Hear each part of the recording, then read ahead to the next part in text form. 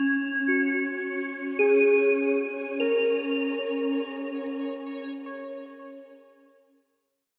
वालेकुम, क्या हाल चाल है स्टूडेंट्स। आप सब कैसे हैं? उम्मीद है खैरियत से होंगे। आज 10th क्लास की बायो के प्रैक्टिकल के हवाले से अहम इंस्ट्रक्शंस और उसका पेपर पैटर्न डिस्कस होगा हमारी वीडियो में। और डॉक्टर बिलाल जवेद की हमने खिदमात ली हैं इस हवाले से। और चलिए वीडियो में आगे चलते हैं, लेकिन उससे पहले अगर आप हमारे चैनल पर नए हैं तो जल्दी से हमारे चैनल को सब्सक्राइब कीजिए और लाइक भी कीजिएगा, कमेंट्स भी कीजिएगा, नोटिफिकेशन ऑन कर लीजिएगा ताकि आइंदा आने वाली तमाम वीडियोस आपको बर वक्त मिलती रहें। तो बिला ताख़ीर हम चलते हैं अपने 10th क्लास के प्रैक्टिकल की तरफ। अस्सलाम वालेकुम डियर स्टूडेंट्स। जैसे कि स्क्रीन पे आपके सामने जो है ये बोर्ड का एक पास पेपर जो है प्रैक्टिकल का वो शेयर किया हुआ है हमने स्क्रीन शेयरिंग से। और इसमें हमारे पास जो है वो सबसे पहला जो क्वेश्चन आता है वो स्लाइड की प्रिपरेशन का है। इसमें आपने स्लाइड प्रिपेयर करके दिखानी होती है एग्ज़ामिनर को इस हवाले से कि जो भी आपको स्पेसिमन, अब देखें इसमें जो स्टेटमेंट है वो है prepare a temporary amount of the specimen provided and draw it's label diagram. अब ये यहाँ पे बच्चे कंफ्यूज होते हैं कि ये किस चीज़ की स्लाइड बनानी है, पैनिक हो जाते हैं, सवाल पूछना शुरू कर देते हैं। तो आपने इसमें परेशान नहीं होना, ये एग्जामिनर आपको खुद बताएंगे कि आपने किस चीज़ की जो है वो स्लाइड प्रिपेयर करनी है क्वेश्चन नंबर 1 में। लेकिन ये बात याद रखें, क्वेश्चन नंबर 1 में ना ही आप प्रोसीजर लिखेंगे, ना ही आपने मटेरियल रिक्वायर्ड लिखना है, ना ही आपने कुछ भी नहीं करना। सिर्फ आपने जो चीज़ वो जिसका वो स्लाइड प्रिपेयर करने का आपको कहेंगे, आपने उस चीज़ का लेबल डायग्राम अपने पेपर के ऊपर बना देनी है। क्वेश्चन नंबर 1 के हवाले से सिर्फ लेबल डायग्राम आंसर शीट के ऊपर आएगी और कोई चीज़ जो है वो नहीं आएगी। ठीक है, ये क्लियर कर लें आप। 3 नंबर उस लेबल डायग्राम के होंगे, 3 नंबर के वहाँ के बना के क्वेश्चन जो आपका जो डेमोन्स्ट्रेशन है यानी कि वहाँ पे जो परफॉर्मेंस है उसके होंगे। इसके अलावा मैं एक और बात क्लियर कर दूं, 3 मोस्ट इंपॉर्टेंट मैं आपको स्लाइड इस क्वेश्चन के हवाले से बता दूं।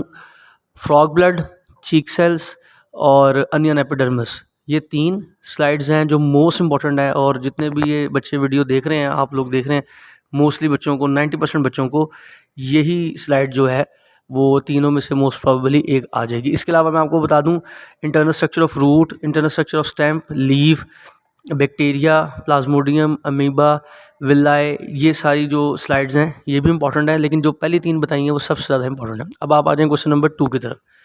क्वेश्चन नंबर 2 में आपके पास जो है वो 5 स्पेसिमन्स होंगे। एक बात सुन लीजिएगा कि स्पेसिमन आपके पास स्लाइड में माइक्रोस्कोप में लगी हुई कोई स्लाइड हो सकती है, पड़ा हुआ कोई स्टफ्ड एनिमल हो सकता है, कोई प्रिजर्व्ड स्पेसिमन हो सकता है, कोई चार्ट हो सकता है, कोई मॉडल हो सकता है किसी चीज़ का। और अगर कुछ भी उनके पास अवेलेबल ना हो तो वो एट द स्पॉट जो प्रैक्टिकल नोटबुक्स वहाँ पर होती हैं उन्हीं से कट करके किसी ना किसी चीज़ की जो पिक्चर है वो लगा देते हैं।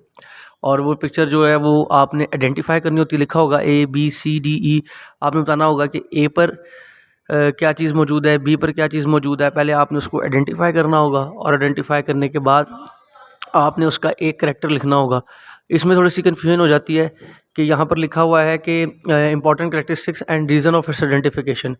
तो इसमें आपने परेशान नहीं होना, आपने एक बायोलॉजिकल करैक्टर लिख देना है, साइंटिफिक करैक्टर लिख देना है उस स्पेसिमन का जो आया हुआ है।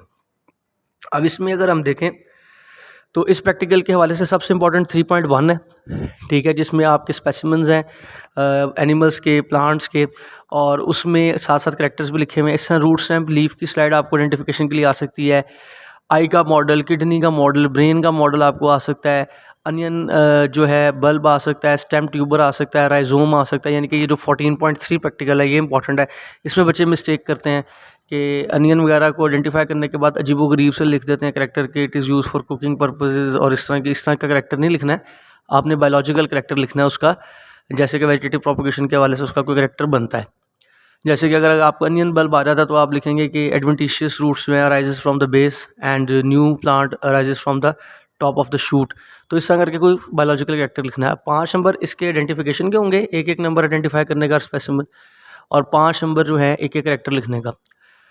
ठीक है जी। उसके बाद आप आ जाएँ तीसरे क्वेश्चन पे। तीसरा क्वेश्चन जो है इसमें आपने प्रोसीजर भी लिखना है, ऑब्जर्वेशन में टेबल भी बनाना है, डायग्राम भी बनानी है। कई दफ़ा दोनों चीज़ें होती हैं, ऑब्जर्वेशन में डायग्राम भी होती है, टेबल भी होता है, कई में सिर्फ डायग्राम होती है, कई में खाली टेबल होता है। जो भी ऑब्जर्वेशन की अपनी चीज़ होगी वो लिखनी है और कंक्लूजन लिखना है प्रॉपरली।